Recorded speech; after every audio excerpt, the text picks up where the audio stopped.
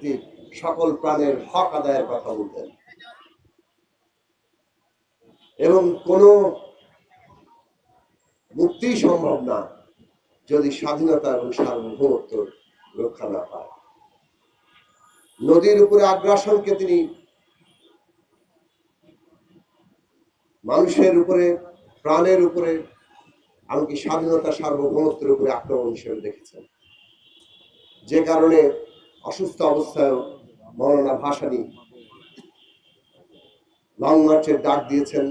এখানে যারা আমাদের অগ্রজরা আছেন তারা সেই সময়ে সেই লং মার্চের ডাকে সাড়া দিয়ে হাজার হাজার মানুষ, লাখো মানুষ রাজশাহীতে যাওয়া সমবেত হয়েছেন এবং এই লং মার্চ সম্পন্ন করেছেন। আন্দোলনের বিবেচনায়, মানুষকে ঐক্যবদ্ধ করার বিবেচনায় এইরকম লং মার্চের যে বিরাট প্রভাব সেটা আমরা আজকে পর্যন্ত অনুভব করি।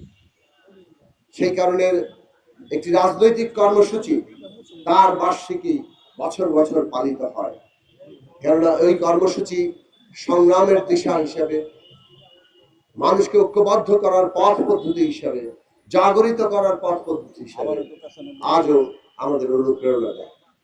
কিন্তু ওই লং মার্চ আরো অনেক কারণে তাৎপর্যপূর্ণ। ওই লং মার্চ হয়েছিল বলেই বড় আকারে আন্তর্জাতিক একটা চাপ তৈরি হয়েছিল।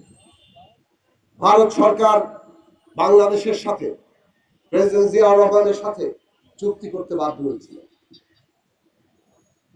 এবং আমরা জানি সেই চুক্তিতে গ্যারান্টি ক্লজ সহ বাংলাদেশের পানির একটা মোটামুটি ন্যায্য হিস্সা পাওয়ার একটা বিধান ছিল, কিন্তু সেটা স্বল্প সময়ের জন্য ছিল। দ্রুতই সেই অবস্থার বদল ঘটে গেছে। ভারত ন্যায্য পানির হিস্সা দিতে চায় না, এটা খুব পরিষ্কার। ফারাক্কা বাদ করারই কোনো ন্যায্যতা ছিল না। আপনারা হয়তো অনেকেই ইতিহাসটা জানেন। ভারতেরই একজন প্রসিদ্ধ প্রকৌশলী কপিল ভট্টাচার্য, তিনি এই ইতিহাস লিখে গেছেন যে কিভাবে এই ফারাক্কা বাঁধের বিষয়টি সামনে এসেছিল। ব্রিটিশ আমলের একজন প্রসিদ্ধ প্রকৌশলী স্যার উইলিয়াম উইলকক্স 1927 সালে এই গঙ্গায় বাঁধের প্রস্তাব করেছিলেন। তখন তিনি নদিয়ায় এই ব্যারাজের প্রস্তাব করেছিলেন।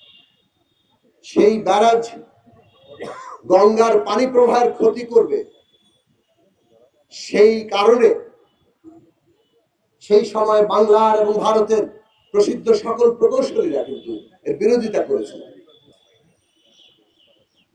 কিন্তু 47 সালে যখন ভারত পাকিস্তান আলাদা হয়ে গেল, তখন 48 সাল থেকে ভারত সরকার আবার গঙ্গায় বাঁধ দেওয়ার, কলকাতার বন্দরের নাব্যতার জন্য ভগীরথী দিয়ে পানি প্রবাহ করাবেন, ফেডারেল একটা ক্যানেল তৈরি করে সেই প্রকল্প হাজির করলেন। দুর্ভাগ্যের বিষয় হচ্ছে ভারতের তৎকালীন চিফ ইঞ্জিনিয়ার এস.সি. মজুমদার, যিনি একদা উইলকক্সের সেই নদিয়া ব্যারাজের বিরোধিতা করেছিলেন, তিনি 48 সালে এই ফরাক্কায় বাঁধ, যেটা স্থান হিসাবে আরো অনেক ক্ষতিকর, যদি বাঁধ দিতেই হতো, কপিল ভট্টাচার্য বলেছিলেন যে সেটা বরং নদিয়ায় অনেক বেশি নদীর জন্য অনুকূল হতো। কিন্তু ফরাক্কাতে বাঁধ দেওয়ার ব্যাপারে এস.সি. মজুমদার হয়ে উঠলেন প্রধান প্রকৌশলী। দেশ ভাগ হওয়ার সাথে সাথেই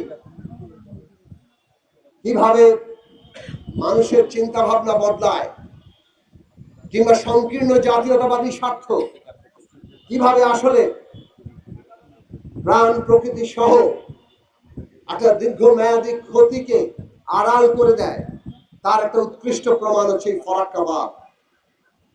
এস.সি. মজুমদার ফরাক্কা বাঁধে করলেন, যখন পাকিস্তান সরকার বিরোধিতা শুরু করলো তারা সেটা লুকিয়ে রাখলেন। কিন্তু শেষ পর্যন্ত এই ফরাক্কা বাঁধের যুক্তির পেছনে এমনও জায়গা আনা হলো যে পদ্মা গঙ্গার আসল প্রবাহ নয়, ভাগীরথী হচ্ছে গঙ্গার আসল প্রবাহ, যে ভাগীরথী ইতিমধ্যে প্রায় শুকিয়ে যাওয়ার অবস্থা রয়েছে। এই যে একেবারেই একটা হিন্দুত্ববাদের বীজ, এমনকি একটা এই বাঁধের মতো প্রকল্পে রাজনীতি যে কত জায়গায় বিরাজমান সেটা পরিষ্কারভাবে এখন আমরা বুঝতে পারি। এইভাবে তারা জায়েজ করেছেন ফরাক্কাকে। মৌলানা ভাসানী বলেছিলেন এই ফরাক্কা বাদ দিয়ে যে নদীর ক্ষতি করা হচ্ছে, নদীর উপরে সকল প্রাণের যে হক আছে, এটা কেবল মানুষের অধিকার নয়, সকল প্রাণের, সাপ, ব্যাঙ, পশু পক্ষী, এইভাবে তিনি বক্তৃতা করেছিলেন। সকলের হককে নষ্ট করা হচ্ছে। এর ক্ষতি কেবল বাংলাদেশের হবে না, ওই পারে যা পশ্চিম বাংলার মানুষের আছে, ভারতের মানুষের আছে, তারাও ক্ষতিগ্রস্ত হবে। আজকে 54 বছর পরে এসে দেখেন ওই মালদহ এবং